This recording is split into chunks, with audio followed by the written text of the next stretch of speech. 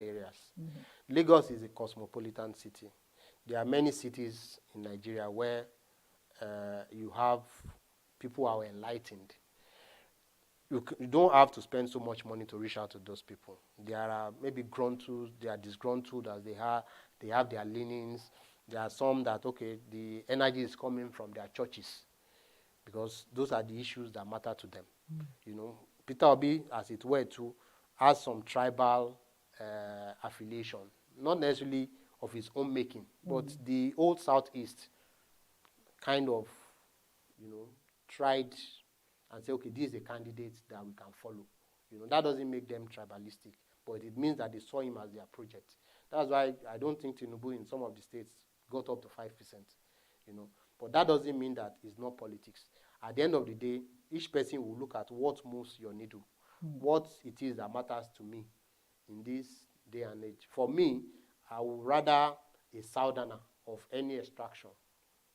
That doesn't mean I don't believe in merit. I believe that this country is big enough to accommodate all of us. But this rotational presidency is something that I think can work.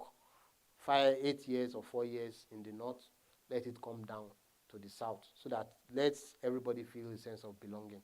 At the end of the day, it should still go around to touch every. All right. Well, Nigeria is quite pivotal in how Africa is perceived. How would you describe Nigeria's place in the Committee of Nations today? Well, Nigeria is a country that has been blessed. Some people will tell you out of 3, 4 Africans, one is a Nigerian. If you travel out often, for every black man you see, or every 3, 4, 5 black people you see doing anything, 75% of them are Nigerians. It's that good, And because of the goodness of God in our economy, when you travel out, the ones that can afford to maybe spend money, they're also Nigerians. Those who are doing well. I was looking at the English Premier League lately. Just about every major club, even the championship clubs, there's always 1 or 2 Nigerians. Many of them have not been to Nigeria before, the truth be told. Yes. But by the time you are hearing Alao, Kelechi, Nketia, Saka, Adeyemo, that you feel a sense of connection with them, that this is my brother. Even Mbappe of France, he has a middle name that is Nigerian. Most people don't know that. So that is how we have been blessed. But managing that success, managing that sense of purpose that God has bestowed on us has been a challenge. But that doesn't stop the fact that we are a leader within the sub-region. Even in the Committee of Nations nationwide, we've had people sit on United Nations General Assembly as Nigerians. Okonjo-Iweala is a Nigerian. She heads the World Trade Organization, among other things. So our education has been top-notch over the years. The standards have been falling lately. But the education, the population, the energy of the youth, the UK representative to Nigeria was saying the other day that Burna Boy is topping the charts in the UK. He's a Nigerian, and yet he's beating their own artists hands down. During the Super Bowl or whatever they did in UK, maybe NBA finals, they brought Burna Boy, brought Thames. Thames is a US citizen, but she has Nigerian origin, and brought maybe Omale or one of these other artists to come and play. That's how far in their dressing rooms, footballers play Nigerian music. So those are the soft things, the soft power that God has bestowed on Nigeria. We are not getting it right politically. At least democracy is there anyway. But I would want our political leaders to take the growth of the country. There's been a lot of stealing, a lot of personal enrichment, aggrandizement, and the rest of it. Let them tamper some of these things down and focus on the growth of the country. If the country grows, the youth benefits, they bring it back, they pay taxes. I'm a young person technically, but the way people are living the country, our leaders are not overwhelmed. They don't seem to appreciate the gravity of what it is that is leaving the shores of the country. The banks are having issues now, technical issues here and there. It's on account of the tech guys that have been managing the back-end servers leaving the country. So if you don't understand the gravity of that, then the problem is there for all of us to stare at. So if it behoves the government to say, okay, how do we encourage these people to stay? It comes with security, it comes with employment opportunities, it comes with sense of inclusivity. You know, I learned that some people are tearing their PVCs on account of what happened the last time. I implore them not to do that, not to lose hope in the country. You know, but the country, the government itself has to show by doing it. It's not just telling people. Exactly. It's by showing them that we are here for you and we care about you. You know, not the children of the politicians, all of them graduating, going abroad and graduating from foreign institutions only for ASUU to be on strike for 8 months or 10 months. It's unfair. It's ungodly. Well, we have millions of Nigerians abroad, and there is an annual remittance of about 25 billion annually. That means that they are a key stakeholder in our development. How would you advise this present administration to embrace them, entice them to come back home and contribute to the development of this nation? Well, there's no point enticing them. What you do is to provide the economic opportunities that will make them want to come home. Most of them is not because of the money, it's the security, it's the expectations of having a good life. You know, some people have come home only for them to, you know, to experience inhuman experiences, death, murder, you know, some other things I don't want to mention here when they come home. So government should provide security for people, provide enabling environment for businesses to thrive. You know, we should not tax businesses to death. The first thing is about helping those businesses to grow. You know, a lot is happening. Nigerians are abroad. They are remitting money. But when a Nigerian wants to go to school abroad and is having issues getting foreign exchange, it's not a good thing. You tell them, okay, go and buy at the black market. But when they now make money, you want them to remit. Something doesn't add up for me. You understand? If you have to show that, okay, the same way you want me to sell my items and remit through the central bank, then when I need that forex, it should be available for me. Although it is tied to productivity of the country, which is also at the foot of the government per time. Focus on productivity, focus on what you can do to raise our GDP. And if that is done, then all these people on their own, it won't happen overnight. But, you know, one person comes, everything looks okay, it calls another person. Nigeria is not the same Nigeria that you used to think. Things are changing. You can even explore the concept of diaspora voting. You know, let them have a sense of belonging. You know, people from abroad, in US, they have people from abroad vote and send their votes home. We can technology has gone beyond what some of these people are telling us. That's why it's difficult for some of us to believe INEC when they were saying they had some downtime or they had some glitches. You know, we've had enough experiences to know that something like this, you prepare for it. So if you didn't prepare for it, maybe you should look inward. If there are fifth columnists within your system or within your rank that are making these things difficult for the ordinary Nigerians. Well, you just mentioned INEC, which reminds me of the election that's coming up on the 11th of March, the governorship election. How confident should people be in going out on that day? Well, I think they should be confident. INEC made some mistakes in this election of 25th February, and they've owned up, at least partly. The international community has called their attention to it, so they know that the eyes of the world is on them. So I want to believe that they will live up to expectations this time. Let the results be collated, as it were. Let it be transmitted from the polling units. You know, rein in the talks, whoever is responsible for them.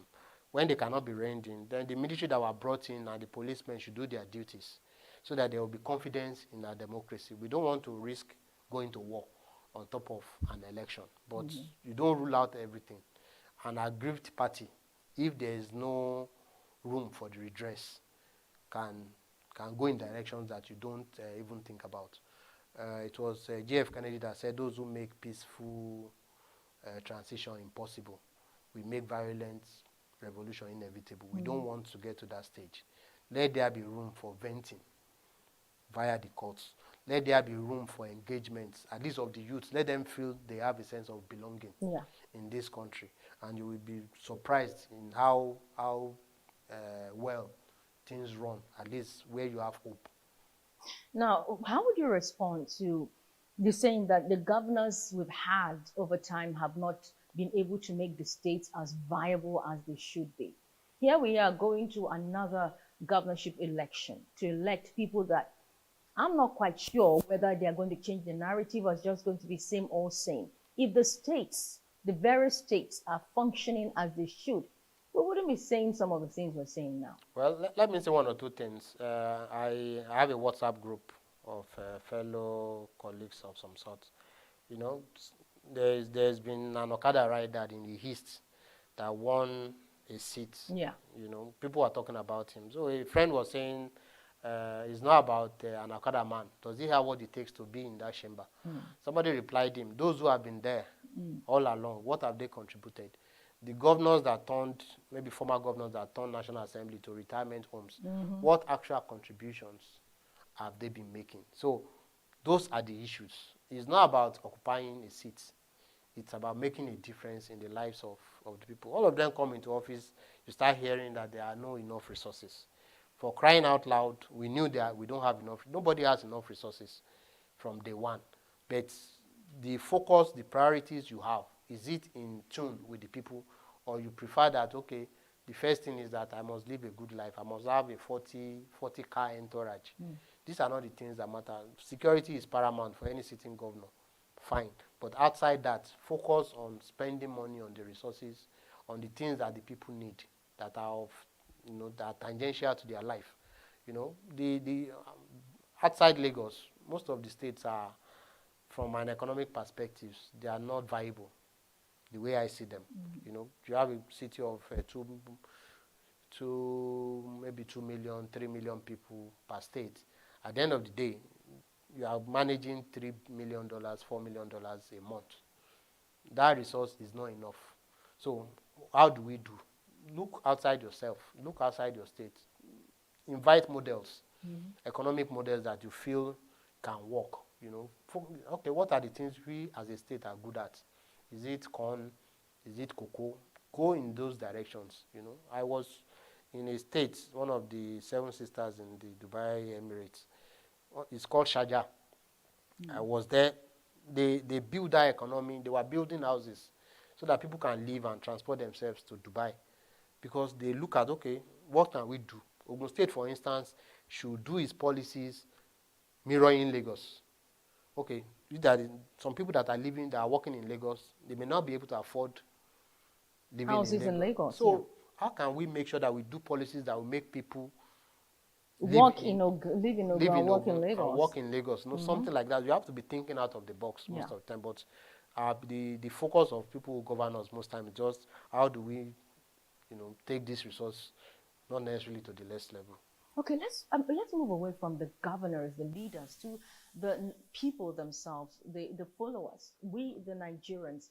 Our mindset. Do you see us involved as we should be in terms of owning the country and contributing at different levels towards the development of the country? Because corruption has also eaten deep into the fabric of the society, as we can see. Well, at the risk of sounding like a broken bottle, I will reiterate that everything rises and falls on leadership. Although some people have said every people gets the government they deserve, but there's a reason why we elect people into office. They are supposed to be the best of us. Yeah. They are supposed to lead us in different directions. Be like Moses and chart a path for the children of Israel, so to say. It took a Winston Churchill to drive Britain during the Second World War. It took an Abraham Lincoln, for instance, to cancel slavery, abolish slavery in the U.S. He's dead now, maybe more than 150 years ago. But they will always tell you is the legacies live on. So leaders should be about legacies. What can I do? You can make the people see new lights. It's not when the people have no hope, when there's hunger in the land, you can barely think about the next 2 days. It's now in the place of the leaders to tell them, okay, there's a future. And the leadership, the character, the competence of the leader will be what they'll be looking at. And we trust this man. As he shown by his example, The reason many people follow Obi is because of his Spartan lifestyle. They look at him, okay, this is a man that is maybe worth money in the millions of dollars. He will take economy, he will sit down, you know, he does things, he carries his own bag. Even an ordinary local government chairman, for the most part in Nigeria, you see mopo all around them. They don't carry their own bags.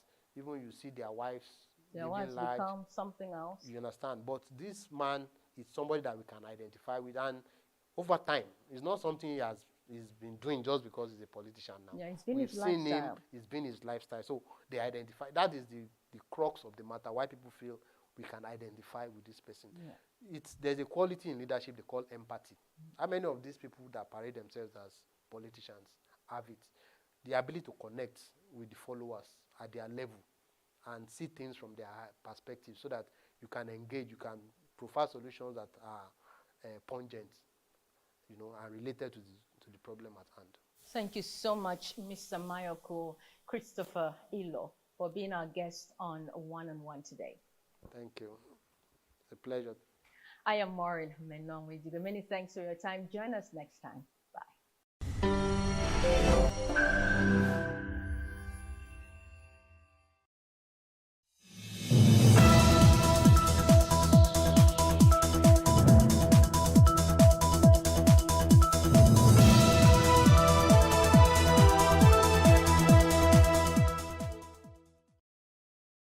Tonight on Plus Politics, we take a look at the SDP's reaction to the outcome of the governorship and state assembly polls. And we address the problem of inclusion of persons with disabilities in political and electoral process in Nigeria. This is Plus Politics. My name is Nyamgul Agaju.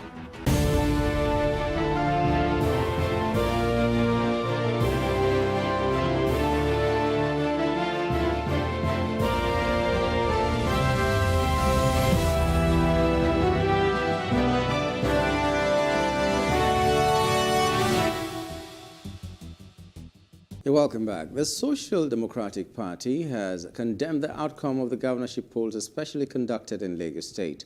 According to the party's governorship candidate Kunle Uthman, the election is a farce. The party also debunked the news of its candidate stepping down for the All Progressives Congress just before the conduct of the elections. It is to be recalled that the governorship candidate of the Labour Party in Lagos State, Gbadebo Rotvivo, has also vowed to challenge the results of the Saturday's election announced by the Independent National Electoral Commission, INEC. He also said that he was saddened by the reports of violence and gross disenfranchisement of voters who came out to perform their civic obligations. Well, joining us live to discuss this is Kunle Uthman himself, the governorship candidate of the SDP Lagos State. Good evening and welcome to the program, sir. Thank you very much. Okay, the elections have come and we do not know if they have gone. What's your own assessment of the whole process? Well, I believe that I've written and spoken about this election at different fora. First of all, there was no election in the sense of a free, fair, and credible election. Because we also on live TV, technology has developed. We saw fetishism at play. We saw fetish things being placed all around areas to scare people away. We also saw people being shot and being shot dead. We also saw places where ballot boxes were physically carried. And all this is determination of the party in power to ensure that they won at all costs. So there wasn't an election.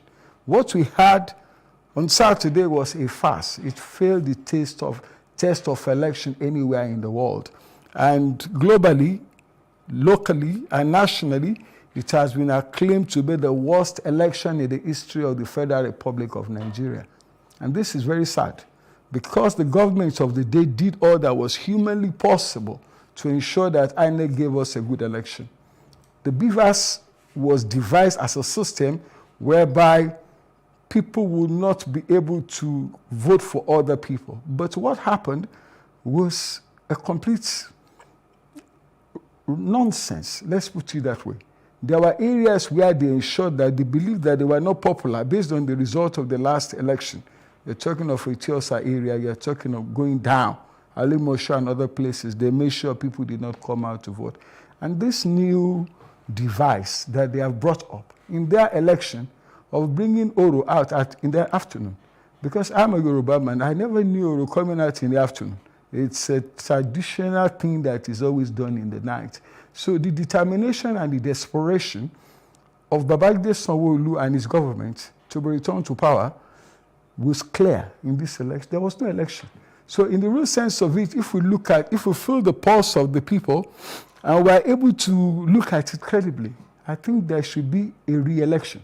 And in that re-election, the APC should not contest because they have brought us back into the Stone Age of politics. We have never, ever in the history of the Federal Republic of Nigeria seen what we saw on Saturday. So basically speaking, whatever was published was a rogue result, and this idea of you go to court to challenge it is their mantra that they will always utter because they know how to deal with the court system. And INEC itself should come out and say what they conducted was not a proper election. This is my view. Okay, why are we really so pained? I know that it's painful if an election that that raised so much hope was not conducted well. But we've seen ballot snatching in the past. We've seen a lot of things that happened in Saturday's election, and even on the 25th of February, also happened in other elections. What is that very, very critical thing that makes this one the worst? If we have seen all these things. First of all, I need you to guide me of the election we have held in this country, where they put fetish things everywhere. I also need you to guide me of an election we held in this country where the master thug of Africa, MC Oluomo, made a proclamation that people should not go out if they were going to vote for a political party.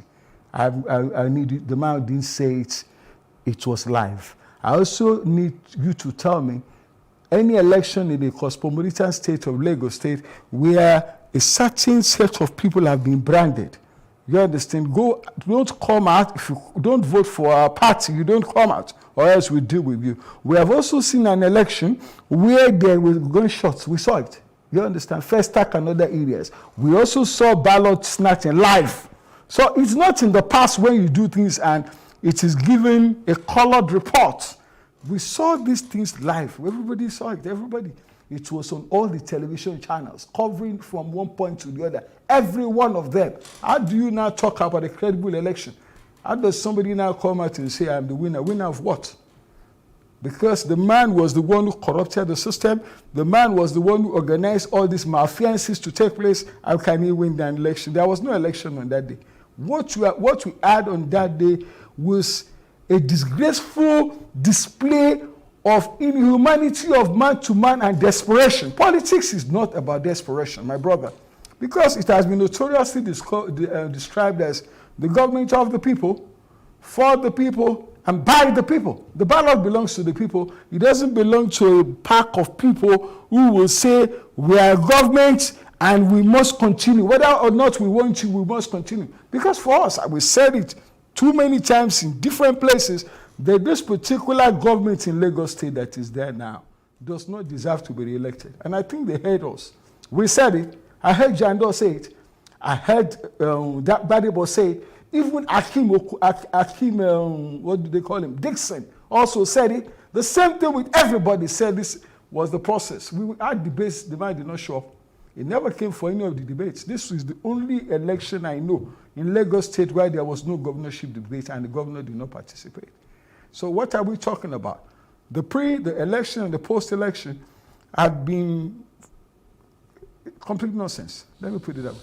Okay, but you just expressed some worry about the court system, that the party will always tell you to go to court. That's become their mantra. Does it mean that as some people are heading to the courts, you are not thinking about going to the courts? For me, I'm a legal practitioner, first and foremost. I practiced law since 1985. So that shows me that I have faith in my own legal system, because this is what I've been doing the last 30-something years, and I have faith in it. Where we are now is not about the court system. First and foremost, what has been put in place, does it pass the test of credibility? This is number one. If it didn't pass the test of credibility of a free, fair election, INEC ought to know that what they put in place, that election was a facade. Clear, let's be clear. So there will have been no basis for them to declare a winner. Whether or not I will go to court, we are looking at it holistically, all of us, all the political parties involved, apart from the party in power and those people who have joined them. There's a likelihood that we are going to file proceedings to test the veracity of this election in court. But how much time do you have? We have 20-something days, and we still have a window of time to do that. It doesn't take time to go to court. When you want to go to court, you brief lawyers today, 2 days you're in court, because all the documents are there for us to present. What we are doing now is we're doing an harmonization. And harmonization is not one party. We'll come as many of us as possible to test this election in court, and for the court to declare that there was no election. So they should do a re-election, maybe. Just for Lagos or for the country? Well, I represent Lagos, so really, I'm not concerned too much about the problems of other areas. Other areas had their own processes. They had their own problems. Maybe some of those places, they had credible election. But for me, it's only reasonable that I confine myself within my geographical space, which is Lagos. There was no election here. Now, when we want to blame someone, like, permit me to use the word blame,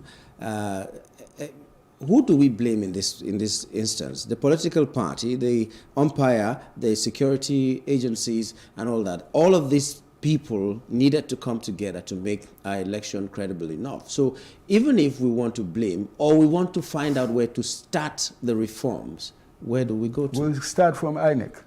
We'll start from the umpire. Because the umpire is the one that set the date for the election. The umpire is the one that worked out the modalities for the election. They were also the ones that supervised the election, they organized and they conducted it. In all these areas, prior to election, we were given certain assurances. The beavers will work, it worked. We were told that the result will be online, prime time. It wasn't so. We still saw manual collation. They actually came out and said, this idea of some people coming to count and count will be in the past. That was exactly what happened. And what they gave us, what we saw. Because if you look at the frenzy that they reacted to going to conduct election, they too, in VGC, they didn't do it because they liked the people that were there. They know the number of senior advocates that reside in that place. And they know if they don't do what they have to do in VGC, they will be in real trouble. Now, was it only in VGC? Because VGC was just one case, one estate, big, nice, sophisticated. What about other areas where they snatch ballot boxes? What about areas where they shot people dead? What about other areas in Lagos State where people were not allowed to vote? What did they do? They discarded those areas, they discontinued it, and they went out to announce a perverse result that does not represent the will of the people of Lagos State. Because why I ask the question is that something like an election is a national assignment for everybody, those who are voting, because like you said, democracy you talk about politicians. I've dealt with only one. You talk about politicians. Yeah, politicians, the security and all. The security men, of course, they were incompetent. They displayed lack of capacity to enforce laws, and they acted as if they had been compromised. As for the politicians, which politicians are you talking about? We have two categories, basically, the governor that is there now and others that want to sit. The governor that is there now, Babajide Sanwo-Olu, did all that was humanly possible to do everything that he ought not to do. Because for us, he ought to have just given the opportunity to, if he performed well. This is the first time in Lagos State that we're having a governor that is so desperate. And we understand his apprehension, which is due to the fact that his political godfather had just lost massively in Lagos State. And if they had lost that election in Lagos State, it would have been a statement that they wouldn't have found comfortable. But truly speaking, you should still have allowed the democratic process to go. What do you want people to do? For the first time in the history of this country, we seem to be on a verge of those factors that took us to war. For the first time in this country, we are being told Igbo people, we are being told Hausa people. How did we get there? How did we get there? This is a cosmopolitan part of Nigeria. People have married Igbo people. Igbo people have married Yoruba. There is investment here that belongs to Igbo people and to Yoruba people. Dangote is not the name of a Yoruba man from anywhere in Yoruba land. It's from Kano. It has the largest investment in this state. Nobody is saying Dangote is Hausa, go back. So we cannot behave like this. We cannot get ourselves into this ableist state of dehumanization. We cannot draw back. We've made too much progress in this country as a nation than for one desperate Babajide Sanwo-Olu and his people to decide to turn us one against the other. That was absolutely irresponsible. No government anywhere should do that, basically. It's wrong. Okay, but you said something in opening that this government did everything to make sure that INEC delivered a very credible election. They gave everything. But do you think that really the federal government did everything just because they released the money that was supposed to be given to INEC? Especially after the elections and statements coming from the presidency. The incumbent president of Nigeria, he said it every opportunity that he could see. That one of the things that his legacy would like to leave behind is to organize a free and fair election and a credible election as his legacy when he's leaving government. He said this, and truly speaking, the way and manner he sounded, we believed him. We believed him. And I believe that by the time they made the necessary amendments to the Electoral Act and it was signed, we also further believed him. And when INEC chairman went to the Chatham House to discuss this election, he also gave the impression that there was going to be a completely credible election. We believed him. So when we went for the presidential election and national elections, we were comfortable with the fact that, yes, this man meant what he said and he was going to do exactly what he said. So when we approached that election, it was with a very, very positive mind. But by the time the election was over on that day, we knew that in as much as it could be the wish of the president to deliver free, fair election, Mahmoud, the chairman of INEC and his people, they were not on the same page with him. What they did was nonsense. But the president has come out plainly and openly to say that the election was credible. Maybe the election that he watched was confined to a certain place where he sat down. But if he watched the election all over Nigeria, I am sure he will not say what you said. He said, I didn't read what you said. But if he did, possibly he was just somewhere watching his own election and voting and preparing for some trips abroad. But for here, everybody saw, locally, internationally, nationally, that was not a credible election. So I don't think we should spend too much energy on whether or not it was credible. It's res ipsa loquitur. The fact speaks for itself. Okay, now we have reached this point in this electoral process and everything. President-elect has been declared, governors-elect have been declared, senators-elect, and everybody, they have been declared. Especially, or finally, we have somebody from Abia State who is of the Labour Party who has been declared, OT, has been declared as governor. But the process goes beyond just voting. Since you say democracy, and we know it's for the people, by the people, you know, it's a government of the people. So now that it has reached this stage, there are litigations and every other thing. How can the citizens who are also pained, or who may also be pained, it depends on where you're standing anyway, how can they be a part of this process to either reclaim the mandate if it was taken, or to strengthen the process of electioneering in Nigeria, or to see that justice is being done if they're seeing it as justice not being done? How can they be a part of it? Because now everybody who's going to court is either someone who contested or a political party that feels aggrieved and all that. But what about the people themselves? What can they do? First of all, we have used the correct acronym. We said president-elect, governor-elect, senator-elect, everything elect, as it were. That shows you that the party is not over. Because that elect, between this time and the accredited time, it may just be nobody. It can just be removed and somebody else will replace him. His election can also be affirmed, and there can be cancellation and there can be re-election. This is for the courts to decide based on available evidence in respect of these elections. Now, what will the people do? For the people, well, what can they do? Basically speaking, we are a civilized society. We are a democracy. When it suits us, we say we are one Nigeria. So let's assume for the purposes that we are mentally one Nigeria, but we are spiritually not one Nigeria. Because when we start this war cry, it's not good for this country, because we have paid a price. There was a civil war in this country, and if you followed the civil war process. This was how it started. One tribe suspecting another tribe, and they feeling unsafe in their geographical space and going home to go and gather and to fight. We pray that will never ever happen in this country. That this nonsense will be doused and we can continue as a people. This is number one. What other choice do the people have? We pray that we forget and forgive the idiosyncrasies of this election. And we look at it from a point that we have a nation where we can move forward. For me, for example, one of my friends, my very good friend, I've known this guy since 1973. His name is Abdurrahman Aramide Twins. He's like a father to my children. What he has done to me during the course of this election is unbelievable. Absolutely unbelievable. It shows that this election, as conducted and as the result was, can actually tear two friends apart. I also have a member of my family, my own brother. The same thing happened. He's my immediate junior brother. His name is Fatu. The same thing he did. You can't find any other election doing to people what this is doing to us.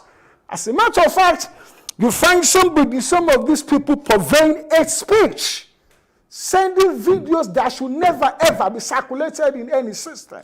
They don't care. They want to be more Catholic than the Pope. Somebody said to me, it doesn't matter, because I work in Lagos State government, I can be stupid. It's not the way people should act. Family is bond. Brotherhood is bond. We have found ourselves in this situation whereby brother doesn't talk to brother, brother is fighting brother, sister is fighting sister. People have intermarried. If you marry an Igbo woman and you're a Yoruba man, and this problem starts, what do you do with your wife and your children? People worship in churches. They don't talk about Igbo. They don't talk about Yoruba. They talk about Nigeria. What happens in this situation? We worship in mosque. Nobody cares who you are. We go to the mosque. We do our tarawih. We walk away. Now, what this has done to us, it has become extremely divisive. So what we now need to do, let's leave election and let us look at our nation from the national perspective of a good nation. And what we need to do now is we need to heal the wounds. We need to ensure that we go back to where we are prior to this election. We go back to where we are. My best friends are Igbo people. My mentors are Hausas. My people I worship with every time, they are Hausas and they are Muslims, they are Yorubas. So what do I care where you come from? What matters to me is that you are my brother, and the brotherhood has been forged since the year 1900 when Nigeria came into existence, and people have paid the price for this independence. They have paid the price. So if we have some desperate politicians, we have some insane human beings who simply believe that what they now need to do is to be controlling the system and destroying what we have. We need to be careful. We need to be very, very careful, because we cannot allow a civil war to start. We cannot also allow a capital flight from this Lagos. Lagos is cosmopolitan. We don't want to go into this no man's land, no man's house. It belongs to us as indigenous of the state. But the prosperity that Lagos has is because other people have come from other states to invest in the state. They have come, and there are foreigners that are here. We have Lebanese people that are in Nigeria that generations of them have not been home. They have found northern Nigeria to be their home. I have friends, my best friends are Lebanese. Now, I sit back now, I start doing some spiritual, what do you call it, distillation. When I want to talk to you, I want to find out you Yoruba or you are Igbo. When I want to speak to you, no, we shouldn't do that to our country. Because some people have shed their blood for our independence. So it should not be about election for the Social Democratic Party. For me, when I went into this election, it was not winning at all costs. And if you listen to me, everywhere I spoke, I continuously emphasized this. It's not winning at all costs. I was going to contest the election to defend the integrity of my race. And I think I've succeeded. I came here, I went everywhere saying things that I can feel that are changing. I said the Sangros market was not developed, was abandoned. Me, I passed there 2 weeks ago, they have started building the market. So somebody's listening to me. I've been speaking about this, the railway line thing, and I've heard that it's going to be done before May 29. Somebody's listening to me. I spoke at about Awoyaya, government is listening to me. So for me, it's victory. is victory, because to remove an incumbent will not be the easiest person for me to do. So what I wanted to do was to test waters, and I succeeded in doing so. And remember, even in our party, there were moles there. We had to contend with different misinformation by the APC. There was a day they said Kunle Uthman has stepped down for Babajide Sanwo-Olu. It was everywhere. And nobody has shown me proof of where I sat down with anybody to step down. There was also this man, when the election was over, he says he's the acting chairman of the SDP. Huh? And every paper carried this man, saying that SDP is congratulating Babajide Sanwo-Olu. Now, what they succeeded in doing, even our House of Assembly members, they planted moles there. So they should try to be a fair-minded political party. They shouldn't do this. Why? What is your business with SDP? Every information that they released was on their official platform. There was a time they carried Olori. One time she was not wearing her hair, she was saying, hey, I'm leaving SDP. Another one, they carried her to their secretariat in Alausa to also say, I'm leaving SDP. Why did they not mind their business? What was this intermeddlesomeness with the affairs of SDP? Now we are going to rebuild our party. We are going to bring in credible people. All these moles will find their way, and we'll be ready for the next election, inshallah. Okay. Before then, we are test running this election, whether or not it is free and fair. Just finally, so that we we wrap up now. You talked about the healing process that has to begin. Where do we begin from? Where do we begin? We begin from tonight. Tonight is Taraweeh. So we of the Muslim Ummah, we are going to fast for 30 days. And Allah subhanahu wa ta'ala enjoined us in the Holy Quran. Before you start Ramadan, forgive. Forgive whosoever had wronged you, so that you can find the pleasure of Allah. Number one. Number two, the Christians are also fasting now. Is that not correct? So you see, we're in a period of spiritual healing. And during this spiritual healing, we all must pray for our nation. More importantly, to remain one indivisible nation. Also, pray for whoever emerges as rulers, either in the assembly or executive in this tenure, to love the people. We should not have this ostentatious mentality, whereby government is just a place for you to make money. Go there, serve the people, work for the people, and let us have a better, rewarding future. We cannot continue like this. Put drugs in the hospital, do what you have to do, make sure the traffic moves, do the railway line, and do all these things. It doesn't matter whether it's Kunle Uthman that is there, whether it is Babajide Sanwo-Olu that is there, whether it's Adedino that is there, whether it is Braithwaite or Duarte. What matters is we must love our state. And we that are the stakeholders here, we want a good state. We don't want to drive out investors. We don't want buildings to collapse. We want a state whereby people all over the world will come and invest, and we will have a better life for our children and for generations after us. Thank you very much. Okay, thank you so much. That has been a marathon one with Mr. Kunle Uthman, the governorship candidate of the SDP Lagos State, talking about challenging what happened as the election of Saturday. If it is credible enough, then we'll see what the coming days will hold for us. But that's how it's been with him this evening. I'd like to thank you, sir, for coming on the program today. Thank you. It's always a pleasure. And I sincerely appreciate this station for what they have done to democracy, because throughout the democracy, they've been having people from different political parties. And I am grateful for this opportunity. May Almighty God continue to bless all of you in this station. Amen. And I wish you well, and I wish the management of staff of this station very well. Thank you very much. Amen. Okay, we'll take a short break, and when we return, we'll be talking about inclusion of persons living with disabilities on the program. Stay with us.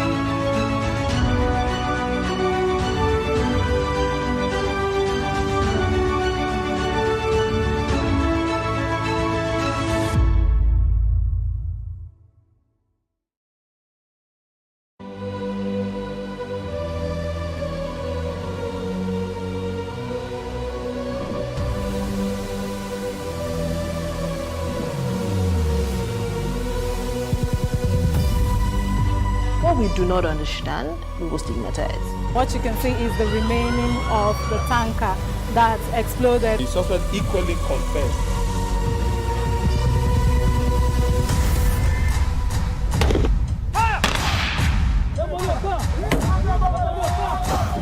A 500 naira they collect them. If you no talk, then go beat you. Now 2,500 they pay.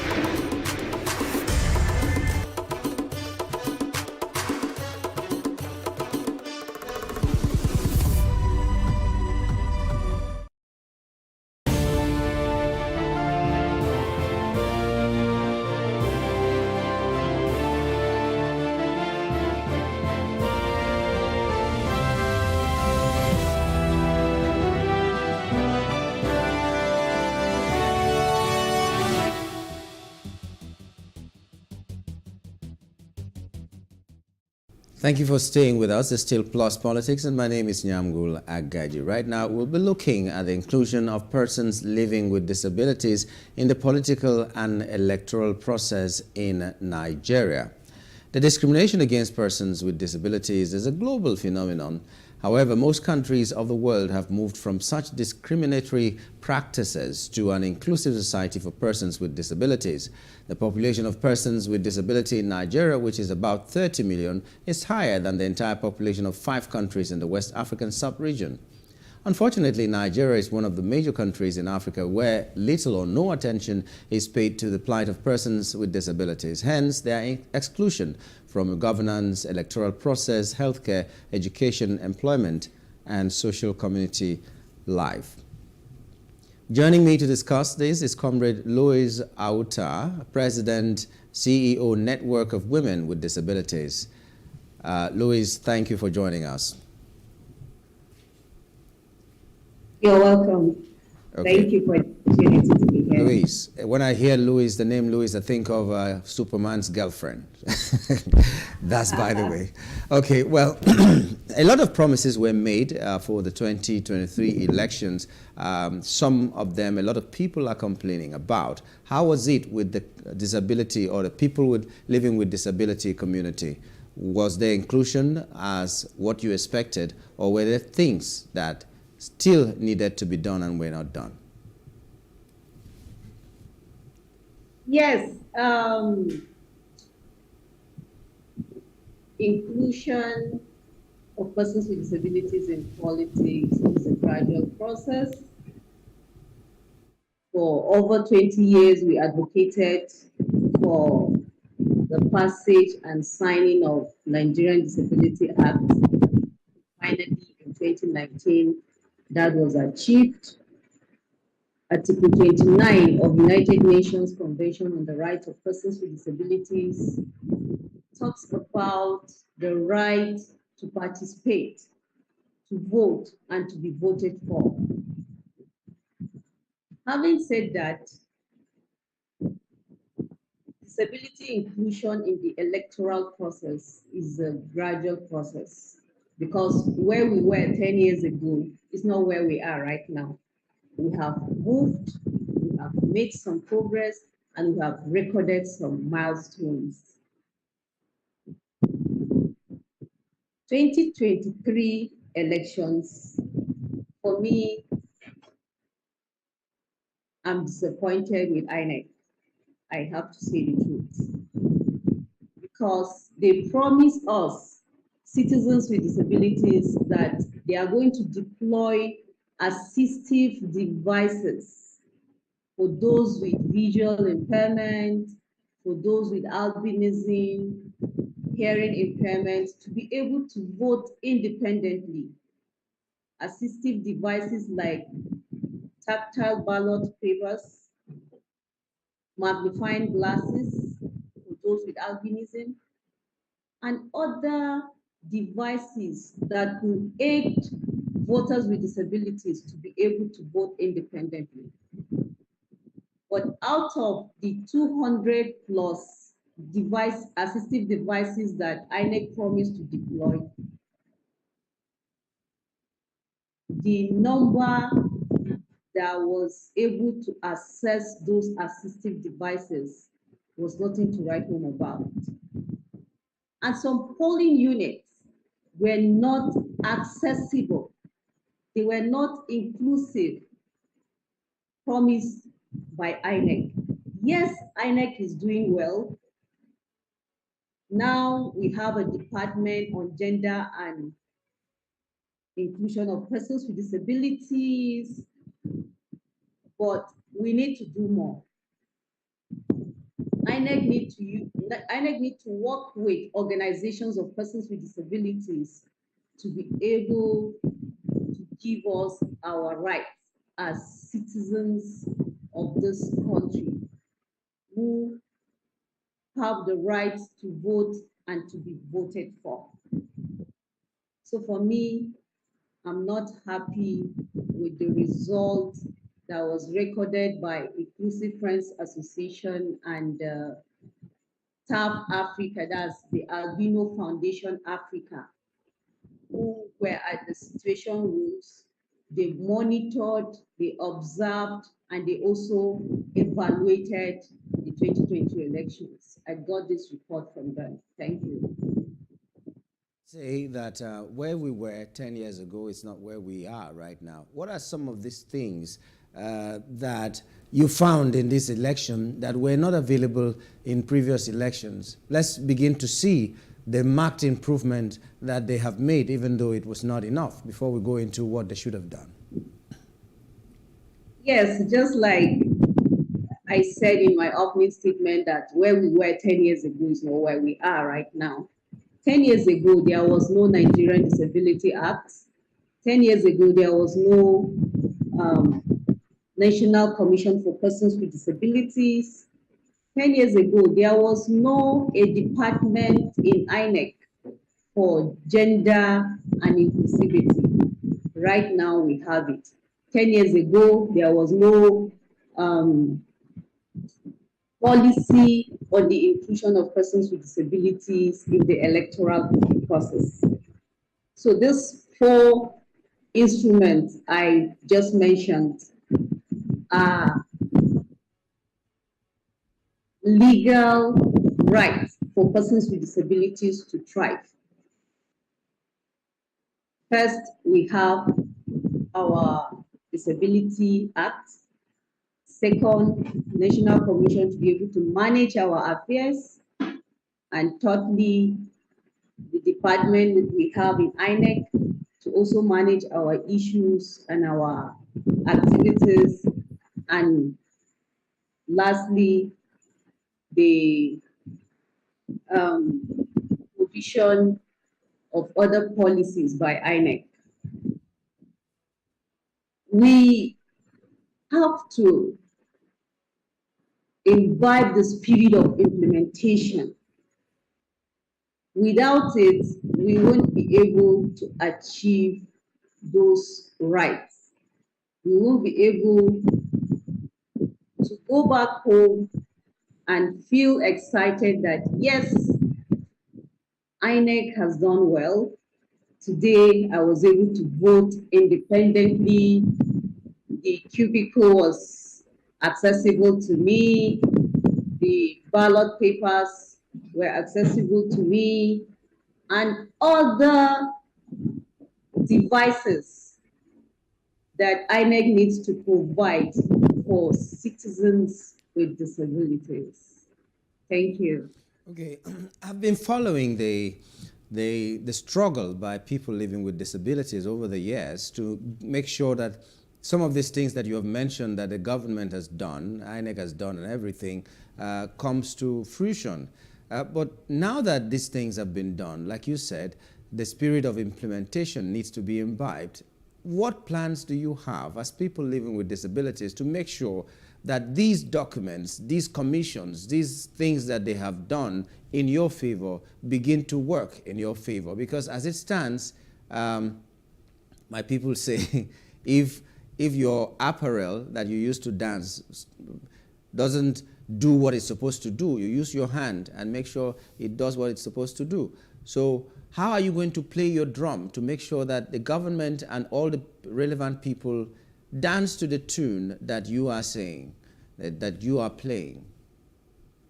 Yes, we need to keep advocating, we need to keep saying it, we need to keep speaking up. We need to keep reminding government about their promises, their agenda, the legal documents. What avenues do you use to remind them and to talk to the government? Yes, we need to tell government to appoint us, because persons with disabilities have gone to school, we have graduates, we have educated people amongst us that can be appointed as ministers, as commissioners, as DGs of different MDAs. We have the capacity, we have the competency, and we have the character to be able to do extraordinary things in public offices. So I'm appealing to government and key actors to appoint persons with disabilities, to believe in us, to engage us, employ us, educate us. Those that have not gone to school should be given free education or scholarship to study within or outside the country, because if we are not educated, we cannot do politics. We cannot join politics and involve actively. So we need to put these things in place. Appointive and elective positions, when persons with disabilities come out to ask for your vote, support them.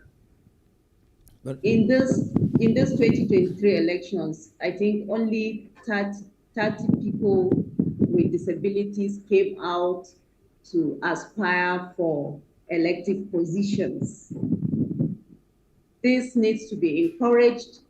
We need to see more of them, because as it is, we are at a 0% level of participation in Nigerian politics.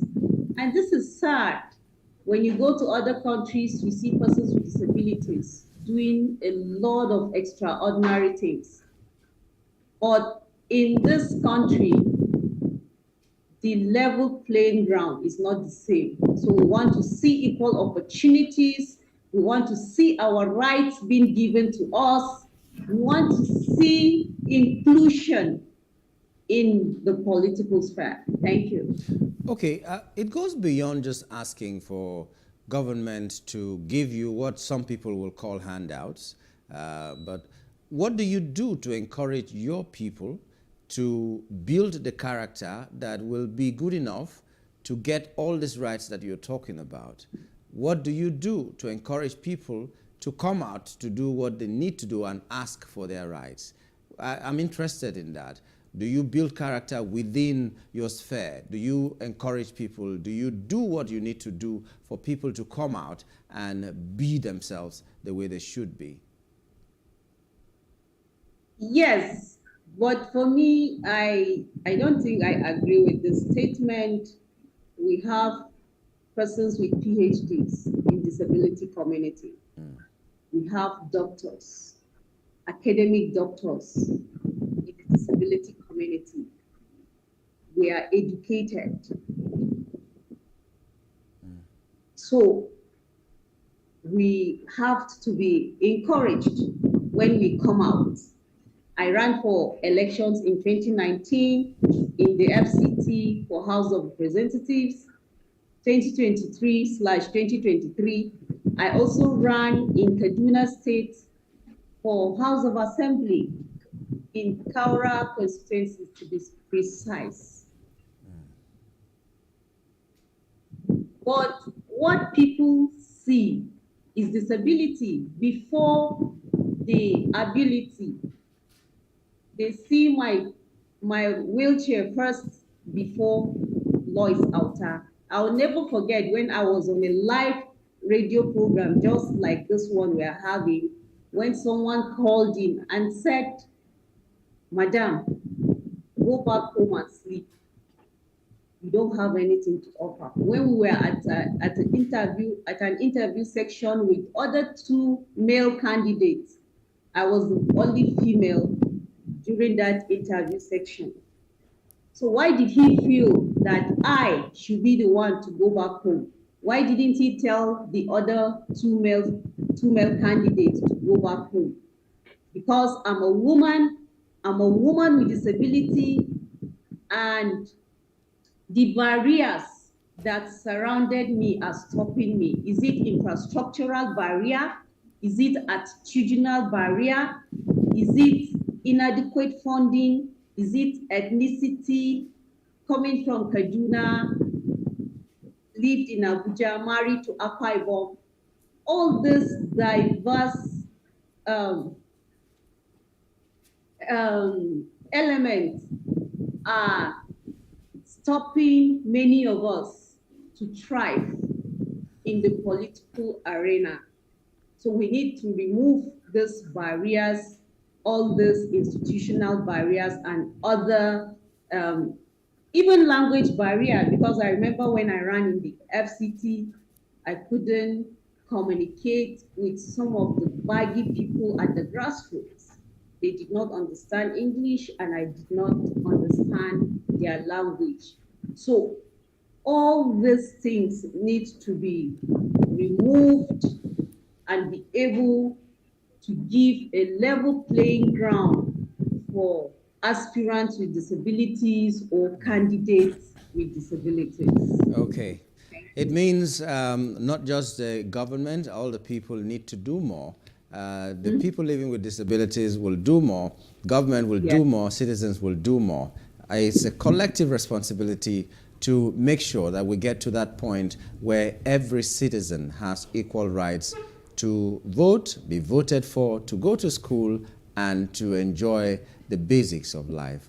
Thank you so much, Louise Autta, for coming on the program and shedding more light on some of these challenges. And we do hope that going forward, whatever has been done in your favor will be implemented also in your favor. Thank you for coming on the show. You're welcome. Thank you. Okay, we've been talking with Comrade Louise Autta, President and CEO Network of Women with Disabilities, and we were x-raying what went on in the 2023 election and the inclusiveness, whether it was as much as they dreamed of. We'd like to draw the curtain on Plus Politics today on that note, hoping that everybody will play their part to make sure that we all are enjoying life the way we need to enjoy life as citizens of Nigeria. My name is Nyamgul Agaji. Let's do it again tomorrow. Bye.